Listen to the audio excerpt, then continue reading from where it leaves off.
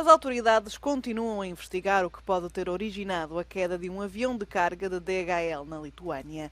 Em declarações à margem da cimeira do G7 em Itália, a ministra dos Negócios Estrangeiros da Alemanha, Annalena Baerbock, não descarta a hipótese de um incidente híbrido que ditou a morte de um membro da tripulação da aeronave. Uns jetzt ernsthaft fragen müssen, ob das ein Unfall war oder nach letzter Woche erneut ein hybrider Vorfall zeigt, in was für volatilen Zeiten wir auch mitten in Europa bei uns gerade leben.